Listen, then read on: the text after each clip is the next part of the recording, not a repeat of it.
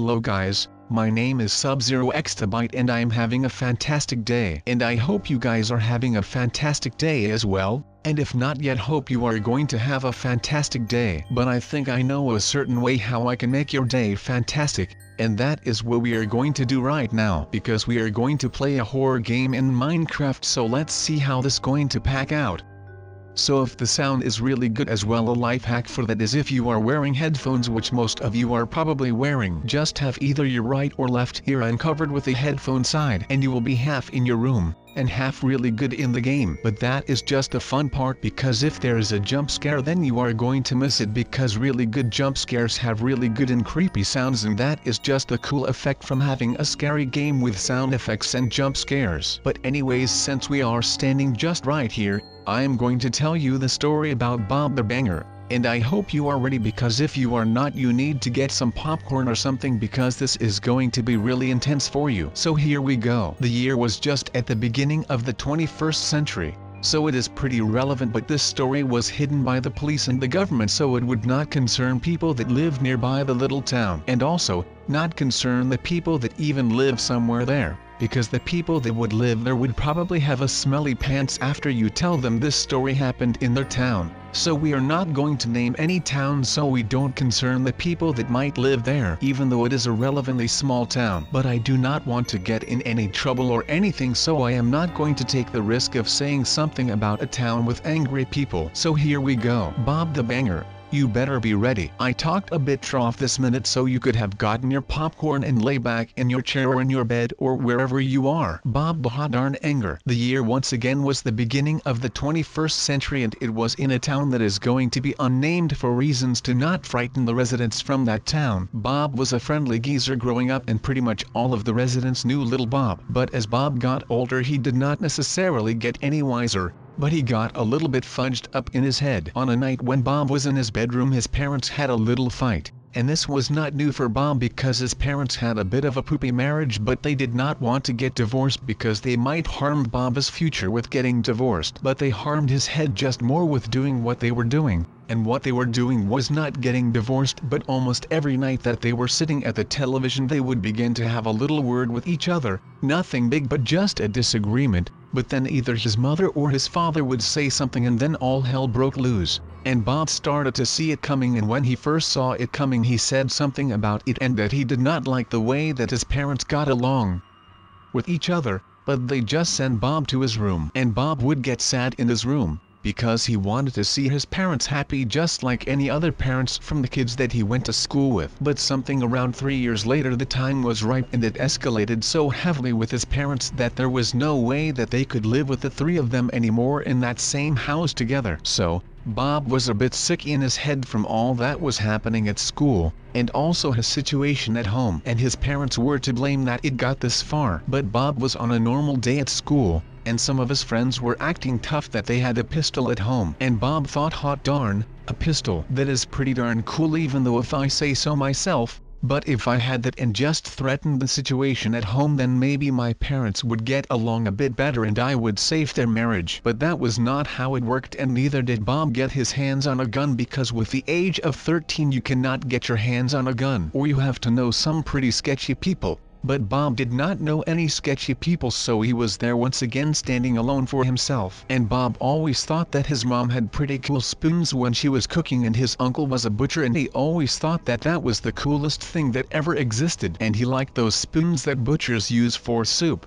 the one that is called a butcher spoon. So he went to his uncle and he said that his mom needed a butcher spoon for cooking reasons. But what his Uncle Billy did not yet know that his mom was not even home, but she was sleeping at a hotel at the time. But Bob told the story because he knew that his Uncle Billy would not know that his mom was there, because his parents would not really talk about their problems, but instead they would just keep it a secret to themselves. And Bob knew as well, and he wanted it to end because he did not like the way that it was heading towards. But Bob hid the spoon under his shirt, and he would tuck the spoon in between his leg and the part where the belt from pants are, and it was nice and clean on that place. But he got home, and his mom was not home, so there was no fight at home. But his dad had a bit too much to drink and Bob did not like that because he was acting strange for some reason. But Bob did once again not really care, and he just headed to his bedroom and he put the spoon under his pillow just in case any burglars came in, because he was really afraid for burglars. So he went to bed, and in the morning somehow his mom made him breakfast and the two of them were acting happy. And that never happened. Well, not that Bob could remember, but his mom and his dad were both just happy, and that was nice for a change. But Bob did not yet know why they were happy. But just casually his mom was making little Bob some cereal and she just said it. She said that she and his dad were getting a divorce. Well, Bob did not really know that it was going to be a pretty huge deal for him, but he did know that it was not a really good sign to get a divorce. But he did not really care. But his mom still needed a place to sleep, and his dad was still paying all of the rent by himself, and he would claim the bedroom that the two had shared all those years. So his mom had to sleep in the garage where there was an attic and there was a nicely built guest room, and it was pretty much on the other side of where his father would sleep, so that was good because they then did not get into a fight. Well, that is at least what they thought, because that is just what happened. They got into a fight and our poor Bob went mad, and he got down from his bedroom holding a spoon and he headed down really mad, and he headed down to his bathroom that was for some reason on the same floor that the living room and the kitchen and all of that was. But what he saw there was just unhuman, because his mother had a screwdriver in her hands and his father was laying on the floor with a lot of blood around him, and he assumed that his mom had killed him. But that was not the case. Well, at least his mom told him that another guy that she talked with had killed him, and he just left the scene the same minute that she and Bob were standing there. And he knew that his mother would never even get the thought in her head to kill his father. So he knew that some other dude had done that, and he was sure that he would get revenge. He did not yet know how, but he was sure of that he would get revenge of that guy, because no one would just take something that close away from Bob. Bob was furious, but he could not do anything. And that is what made him even more furious, because he had no control over the situation. But the police showed up and they explained to the coppers what happened, because a murder does not really happen that often, so they had to explain what happened. But the sheriff of the town knew his mom, and his mom was a bit of a pretty woman, so the sheriff had a little eye on her and he knew her pretty well. So he believed that it was true what happened, and they said that they would do anything to catch the murderer, and they knew who the murdered was because it was a friend of his mother and his name was Timmy. And the police always knew that Timmy was not really 100% correct, because he was doing some shady stuff for the couple 2 years, but they knew that it could be Timmy that murdered someone because Timmy was always acting weird. He had this long posture and he had a really thick beard. He would always walk around in cargo shorts and he would always wear the same white t-shirt. He had some old sneakers, and those sneakers looked like they just had been abused. They were old and dusty. They once were white, but if you saw them in person they were not white, but they weren't even gray anymore. It was just a really dark shade of gray.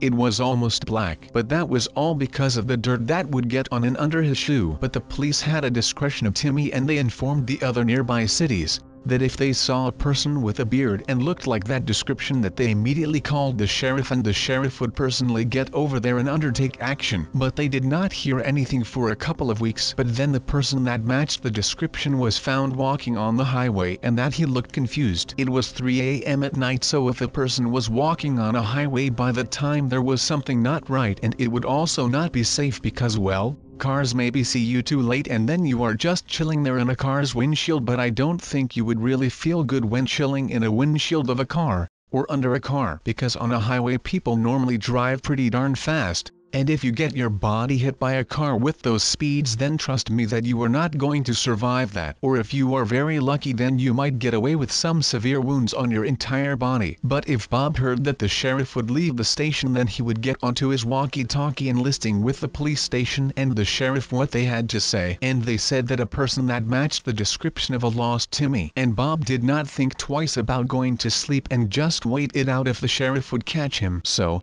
called the nearest taxi with some stolen money that he had stashed up and would never buy anything with just for this moment. And he called a taxi that was near him, so the taxi would be there in a minute. And the taxi arrived, and Bob said precisely where the taxi must go to, and that the taxi would not have to think about hitting the brakes because he would pay extra if they got there in under 20 minutes. And they got there in about 15 minutes, but there was no sign yet of Timmy the walking highwayman. But he did not give up, and he would also walk on the highway. But Bob was smarter than Timmy because he would just walk next to the highway because he did not want to get run over. And it worked because he saw a passed out body next to the highway near a gas station. And Bob ran over there and looked the disturbed Timmy right in his soul. And he could just tell that it was him that murdered his father with a screwdriver because his eyes looked afraid of a kid that was just 13 years old. But what Timmy did not yet know was that Bob was carrying a spoon with him. And he was not afraid to use it because he was still furious about what happened 5 weeks ago. At that time, Timmy was still not on the same world that Bob was on,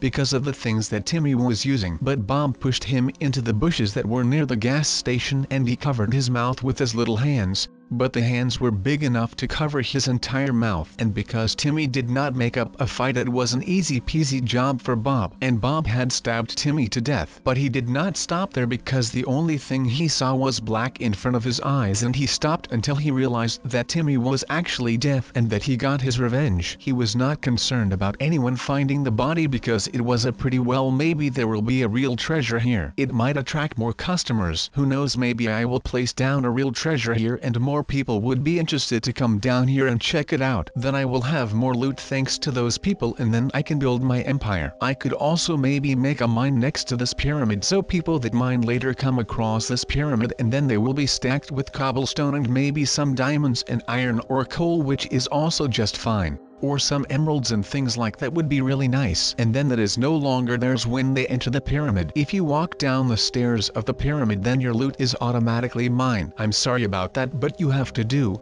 what you do for your money, my friend. But finally, I placed down some torches and now all of you at home can also see what is down here. And here is what I meant by that. I really hate gravel. Like, can you see why I hate gravel? Well, it is pretty obvious why I hate gravel. It just falls down, and instead of mining 2 blocks and you are past the block that you hate, that is not the case with gravel. If you come across gravel, then you have to wait until all of it fell down and then you dig 2 blocks away and think that you are done, but instead you are not done and another pair of blocks fall down. And you think by yourself, okay, then I will dig these 2 blocks as well, and then when you think just that, then a lot more falls down and you will be in an infinite loop of digging away gravel, and it is not good for your mental state. But that is okay because sometimes things like that happen, and well, that is just tough luck. Just like this iron door that I placed down in this hallway that is going to lead all of the people to the promised treasure, but at this time there is not yet a treasure down here, not even a fake one. So that is pretty evil of me, just like I am evil for placing down this many iron doors. But wait, how do I come out of this mess myself? Oh, wait, no, all of the doors just open when you are on top of the pressure plate of the last one, so that is good because then I can return back to the pyramid and not be scared down here anymore. It is just dark and moist down here and I don't like it. The pyramid is cozy and it looks nice and there is enough light so you feel comfortable right there. But down here it is not nice. But there is going to be some lava though, so it will not be cold down here, so that is nice. But I am not sure yet if I really want to place down this bucket of lava that is in my inventory slot, but I did it anyway. And then you come across all of this lava, well, you won't really survive because you fell down and now you are swimming in lava, and that is just not nice. Sorry about that, but well, you had to swim for a bit. What can I say? This trap is just a genius idea of mine. I can't really say otherwise. But this is just my mastermind that is at work right here. It is just amazing how I thought of this and actually built it, and it may just work on most of the wanderers that come across this great trap. Well, they obviously would not yet know that this is a trap, but they will know soon enough when they are close to the doors and the end of the doors. That is where all the fun starts, so that is really nice, and they will not be able to go through all of this. Like, look at that. My trap just works and they will think that it is just a straight path, but in reality, it is not a straight path because there is a massive hole in the ground that will make you fall into a pit of lava. So the joke is on you if you try to enter this great pyramid and the traps that come free with the pyramid. But people will think that the treasure is really inside of this hallway. So maybe you can troll your friends with this pyramid, but if you want to take it to another level, then you can make this into a genius piece that will make you money. Just place down some hoppers beneath the lava and some chests below the hoppers, and then you will catch most of the items that fall into that pit with the people that it actually belongs to. And another fun thing is that if you are not close to the pyramid but you see in chat that someone tried to swim in lava, then you know enough. Someone fell down again, and you know what that means. It means that there is more loot for you and you will be happy with it, because that one guy that fell down again might have that loot that you really wanted but not wanted it bad enough to work for it, but instead you just worked for it like this way. But don't forget to place the door before the lava the right way, or otherwise it won't work, because they can back into the ledge that the door is still on, so that is not nice because you want them to fall down and not back them into a door.